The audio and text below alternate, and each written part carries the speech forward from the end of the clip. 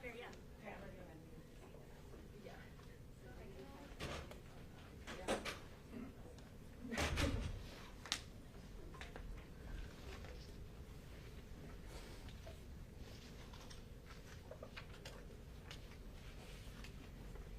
No, it's fine. I just open stuff and step back.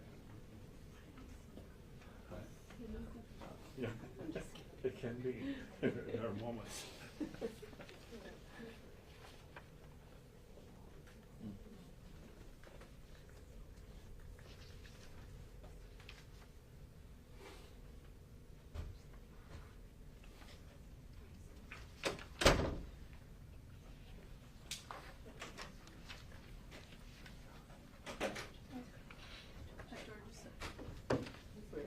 Ghost.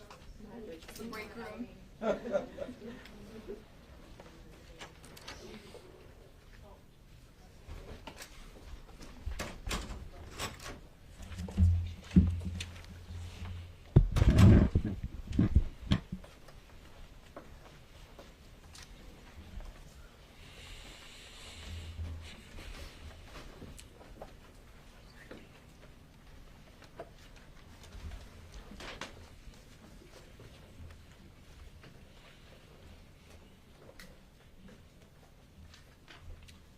Thanks for coming. On May 3rd, 2023, we announced a new law enforcement initiative for prosecuting violent street gangs in Minneapolis. Street gangs on the south and north side of Minneapolis are responsible for a significant amount of violent crime and fentanyl trafficking in our city. Our office, working with law enforcement, traditionally prosecuted gang members one at a time for firearm and drug trafficking crimes. The spike in violent crime Minneapolis experienced in 2020 was due in part to the increased growth of 3 street gangs: the Highs, the Lows, and the Bloods. Previously, we did not address these gangs as organized criminal enterprises, but as individuals involved in single acts of violence. This changed in May of 2023 with the start of our gang initiative. At that time, we explained that my office, working with federal, state, and local law enforcement, would address violent gangs as criminal organizations, using an array of federal criminal statutes with broad scope together and tougher criminal penalties, including the racketeering statute, a law designed to prosecute organized criminal activity. We announced on that day the arrest and indictment of 45 members and associates of the Highs and the Bloods for drug trafficking, murder, and racketeering charges. Since then, we have charged additional members of the Highs, as well as members of a 4th gang, the 10s and the 20s, bringing the total number of gang members prosecuted by this office since May of 2023 to 80 defendants. And we just concluded our first gang trial with the conviction of 3 Bloods members of RICO and related murder charges, along with additional guilty pleas by other Bloods members to racketeering charges and other crimes. Since May of 2023, we have obtained the conviction through guilty pleas and trials of 41 gang members as part of our initiative. Many more are awaiting trial. I am pleased with the results that we have achieved to date, but I am most proud of the effect our work has had in the community. While there is much more work to do, and we will do it, community leaders report less gang activity than before and a reduction in gang violence. Today, we announce racketeering charges against 11 members of the Lows gang, the chief rival to the Highs on the north side of Minneapolis. The charges we announced today against the Lows allege a pattern of unthinkable and reprehensible violence by the Lows from 2021 into 2024. A pattern of violence on our streets that led to the shooting and murder of rival gang members and bystanders, people who just happened to be in the wrong place at the wrong time when the Lows sought revenge on their rivals. By charging these 11 Lows members under RICO, we are once again addressing the gang as a whole. As alleged in the indictment, the Lows are a long-standing criminal enterprise engaged in assaults, murders, gun trafficking, the sale of fentanyl, and other crimes to further their deadly conduct. For years, the Lowe's have been a threat to the safety of Minneapolis residents, a threat that will be lessened with today's charges. The murders and shootings alleged in this indictment should shock the conscience of every law-abiding citizen in the city. To put it simply, the existence of the Lowe's gang constitutes a threat to the sanctity of human life, and we will continue to take all appropriate steps under the law to remove this threat. This has been a detailed and thorough investigation by outstanding members of law enforcement working with dedicated gang prosecutors from my office and the Department of Justice. And this investigation into the Lowe's continues. In a moment, I will explain the extraordinary partnerships and collaboration that allowed us to bring these charges. But first, I'll start with an explanation of the defendants, the charges, and the murders and shootings that are at the core of this case. And just as a reminder, North Minneapolis, the gangs are the highs and the lows. The lows have a territory just south of Broadway Avenue, which is pretty much what divides the highs and the lows. The 11 charged defendants in this case, and you'll all have copies of these slides.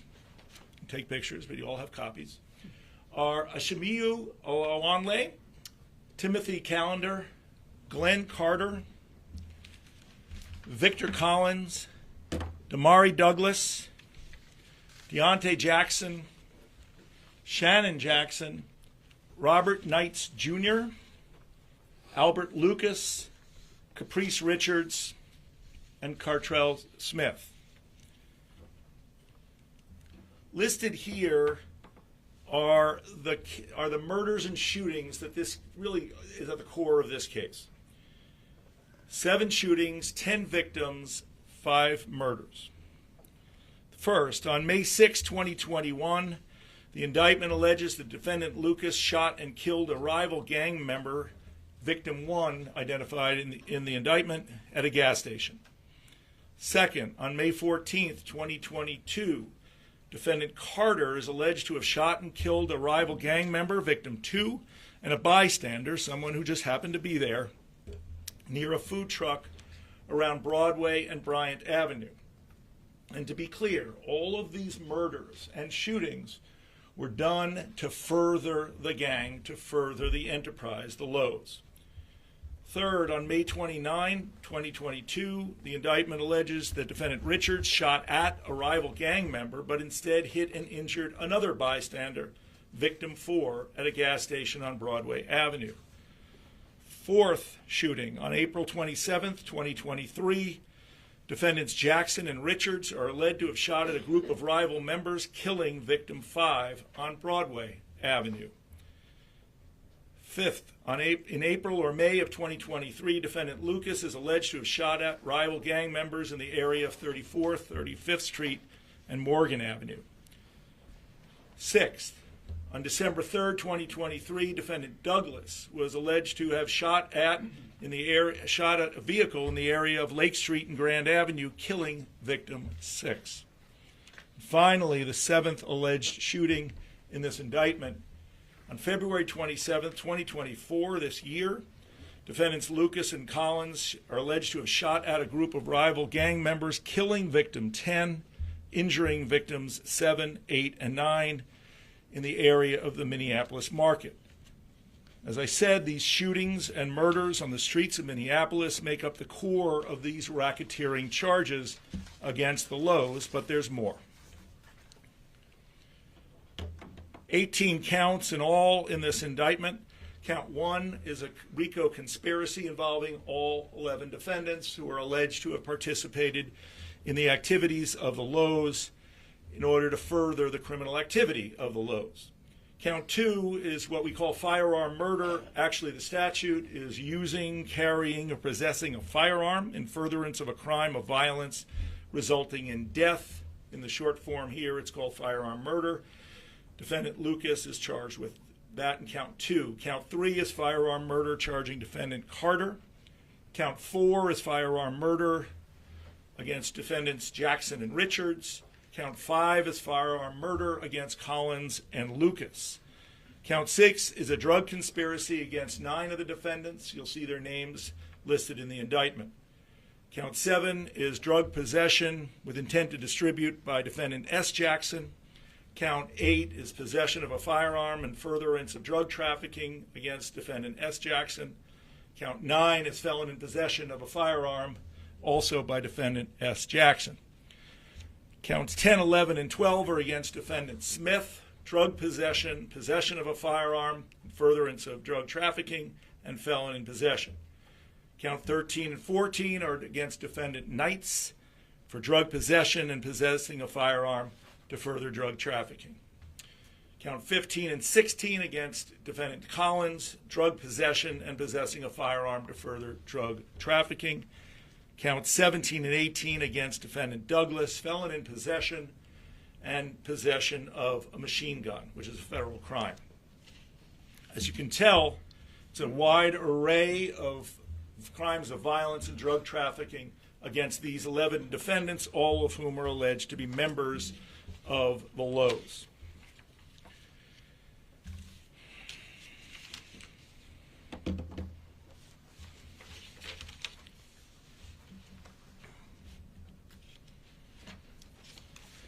You hear us at most of our press conferences emphasize the law enforcement partnerships that contribute to our success in bringing about significant charges, as we do here. And while it is true in each instance, those partnerships mean even more for a case like the one we announced today against the Lowe's. When we decided to pursue racketeering cases against Minneapolis street gangs in 2022, we knew that our office and law enforcement in Minnesota did not have experience building such investigations and winning RICO trials. To be successful in this initiative, we decided that we needed help.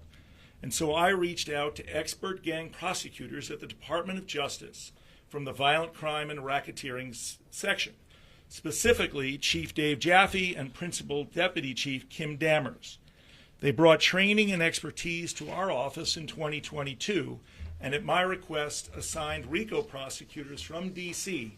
to join our excellent team here. That partnership has only grown and deepened since 2022.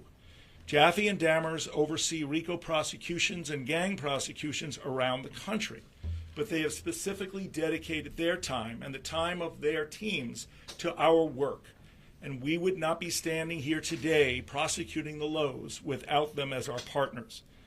Working closely with the extraordinary AUSAs from my office, together with our law enforcement partners, we have built a strong team, and that will serve us well into the future as we continue to pursue Minneapolis street gangs. The same is true of our partners from the FBI, the ATF, the Minneapolis Police Department, the IRS, Postal Inspection Service, Department of Corrections, Hennepin County Sheriff's Office, BCA, and others. MPD Chief Brian OHara identified a senior tenacious gang investigator from MPD and embedded that investigator in our gang room. His work has been invaluable in bringing these charges. Sheriff Wit similarly identified an experienced investigator who has dedicated substantial time to this case.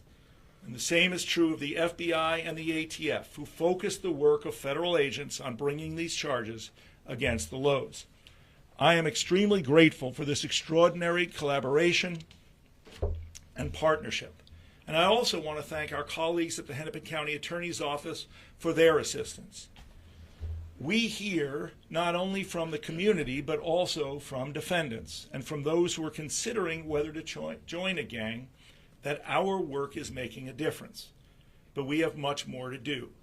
The charges against 80 gang members we brought prior today had an impact. So did the guilty verdict in the RICO case against the Bloods that recently went to trial. Today's charges against 11 more defendants and the seriousness of these charges will similarly have an impact. But we will not let up while gang violence, gang shootings, and gang murders continue in Minneapolis. I'm going to ask David Rohde, Senior Counsel from the Criminal Division of the Department of Justice, to speak next. Dave?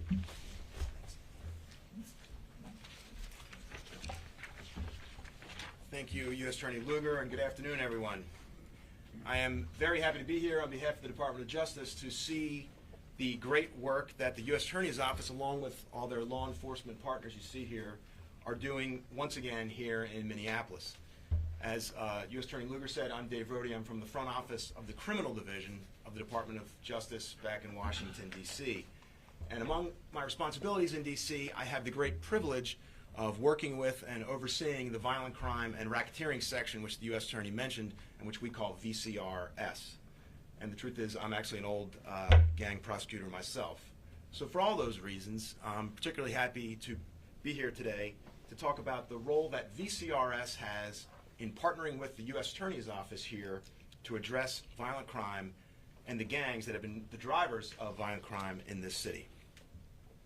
Let me tell you a little bit about the violent crime and racketeering section.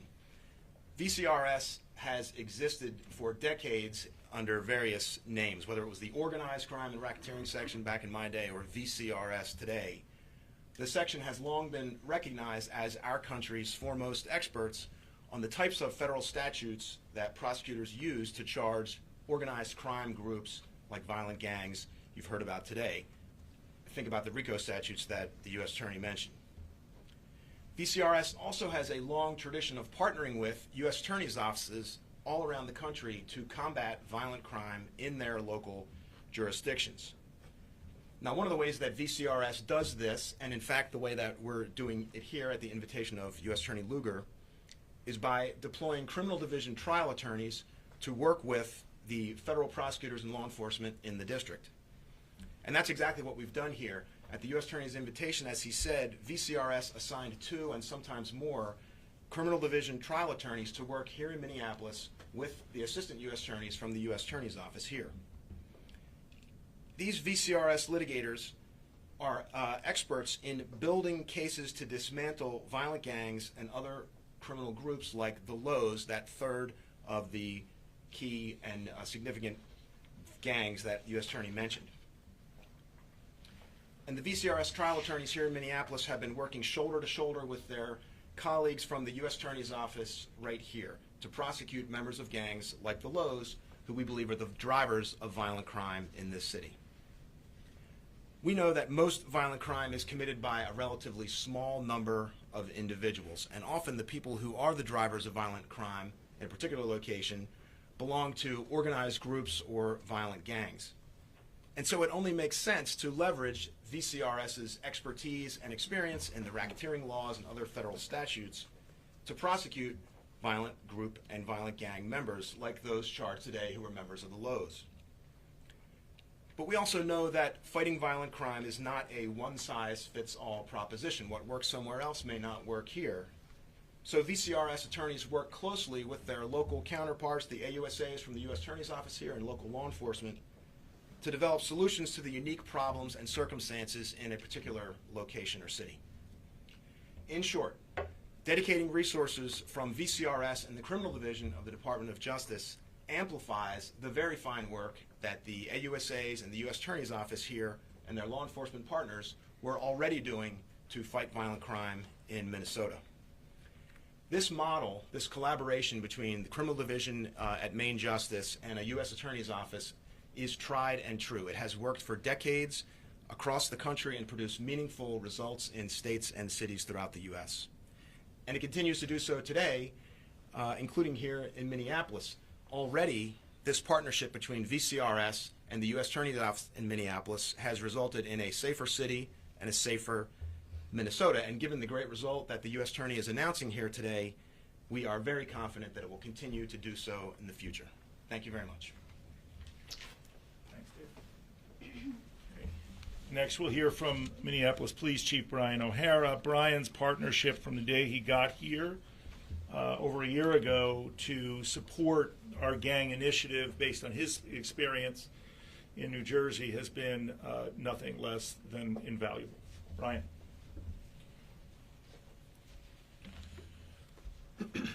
Thank you, U.S. Attorney. I just begin by saying the collaborative efforts between all of the law enforcement partners that you see here, led by the United States Attorney's Office, is having a very real impact. We know, as the U.S. Attorney mentioned earlier, Historically, North Minneapolis has had the greatest concentration of gang violence and of gun violence in the city. And we also know, as of today, year to date, there have been fewer shooting victims in North Minneapolis year to date than there was at this point in 2019. So that is evidence that this strategy is working. And so on behalf of the residents of North Minneapolis and of our city, thank you to all of law enforcement that is here, because this strategy is producing real results for people that have needed it for a long time. The 11 violent offenders that have been indicted, we told you that we were coming for you. Not only did you devalue human life in our city by hunting and killing rival gang members and celebrating those deaths on social media, you also killed innocent bystanders. To top it off, you then gave no further thought to the loss that you caused to those who loved ones and the communities that they lived in. You added to the horror of gun violence by illegally trafficking guns into our communities. And you poisoned and killed our neighbors with fentanyl. So to the United States Attorney, Andy Luger, to the team of prosecutors here, the BCA, the Sheriff's Office, all of federal law enforcement and everyone that has been involved, thank you. As we are seeing with the full prosecution of the highs and the bloods, I am confident that we will see additional results from the full prosecution of these lows gang members. To anyone in Minneapolis involved in organized criminal street gangs, or anyone who commits similar acts on their own, take note of what is happening. We will not tolerate your violent, destructive, and deadly behavior, or the harm that you continuously rain on our blocks. On a positive note, while so many have worked so hard to bring these indictments, I want to again recognize the embedded investigators from MPD who have been embedded in the U.S. Attorney's Office, and it's through their work that has contributed so significantly to make this possible. I'm proud of all the work of the members of our department who have gone into this effort, and I'm thankful for the results that we're seeing. But to the families out there, the loved ones, the friends, the young people living on blocks that have been torn apart by the swath of tragedy that these criminal gang members have left behind, I hope that these indictments will increase the hope for justice that you cling to, and that you feel full relief of justice at the end of this process. I'm proud and I'm thankful to be here, to be a part of this team that you see behind us, and to all those who are dedicating their lives to hold accountable those responsible for the vast majority of violence and harm that rocks our communities. Thank you. Next, we're going to hear from Travis Riddle, the special agent in charge of the ATF, who has supported this initiative from the ATF wholeheartedly. Travis.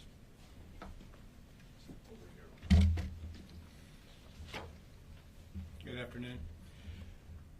More than 100 people lose their lives to gun violence every day in the United States. There will never be a time where this will be considered acceptable, no matter where the gun violence occurs or who is caught in the crosshairs. It is my hope that the charges announced by U.S. Attorney Luger today will have a lasting impact here in Minneapolis and its surrounding areas. ATF was happy to contribute to this case with solid investigative work by our team of skilled special agents and with crime gun technology that those agents utilized to gain intelligence on the firearms used by many of the defendants identified in this indictment. This same technology is guiding our investigations every day across the country. ATF's Tracing Center supports law enforcement agencies by obtaining leads through the identification of firearms' original purchaser, and ATF's National Integrated Ballistic Information Network helps law enforcement connect every shooting that a particular firearm is linked to. These crime gun intelligence tools are available to all law enforcement agencies who choose to access them, and they, without a doubt, aided the case announced today. Oftentimes, while these cases are being investigated, the work by all of the partners may go unnoticed. But I assure you that the results and the impact to our communities will not. As always, ATF is happy to work alongside each of our partners here today, and law enforcement is stronger when we all work together. I am grateful to U.S. Attorney Luger and his team for taking up this challenging RICO case, and I'm confident we can collectively bring this case to a successful conclusion. Thank you.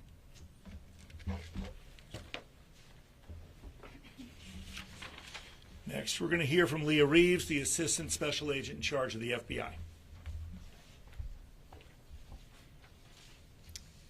Good afternoon. Today we stand with our partners that you see with me to hold accountable the members of the Lowe's Street Gang, whose violent grip on our communities has instilled fear and affected the lives of numerous victims and their families. These defendants engaged in a brutal campaign to protect their criminal enterprise by threats, intimidation, and violence. They targeted rival gang members and others who they perceived as a threat to their territory, reputation, or profits. And collectively, they are accused of several murders or attempted murders, affecting multiple victims. These acts reflect the harsh reality of the impact of gang violence in our communities. This criminal enterprise has inflicted damage beyond these acts of violence, and they have contributed to the drug and gun trafficking that devastates families and destabilizes our neighborhoods. To the people of Minneapolis, know that the FBI, alongside our partners, will continue working tirelessly to combat gang violence and our criminal organizations who terrorize our neighborhoods for power and profit. It's an honor to stand with all of the experts that you see with me right now, and we're going to continue fighting violence. Thank you. All right. We're going to hear from Danna Wit, Hennepin County Sheriff. Sheriff. Good afternoon, everyone. I'm Danna Wit, Sheriff of Hennepin County. First, I want to thank all of our partners here. We've all been working so closely together from state, local, federal. It's needed. We are a force multiplier as we work together, and we know that there's no one singular agency that can do this all on their own. Gang activity and violence that surround it affects public safety and the well-being of everyone in Hennepin County. The Hennepin County Sheriff's Office is dedicated to keeping our community safe. It is my priority to reduce violent crime, and we do that through the many different avenues, such as collaborations with our law enforcement partners. Our Violent Offender Task Force, patrol units, emergency services unit, and criminal intelligence division work hand in hand with our law enforcement partners to bring down the defendants accused of these violent crimes. Our Criminal Intelligence Division is instrumental in intelligence-led policing and investigative work behind the scenes, compiling and analyzing social media, law enforcement record systems, open source resources, and much more. It's very labor-intensive to do this work, which is why, again, it is a plus for us to be working together.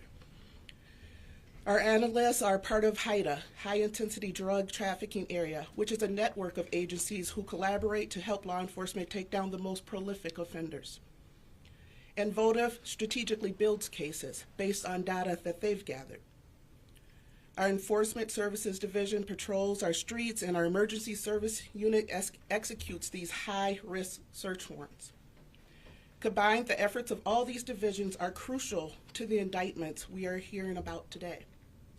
We are proud of the collaboration efforts of all of these partners resulting in these indictments, and we know that the work continues.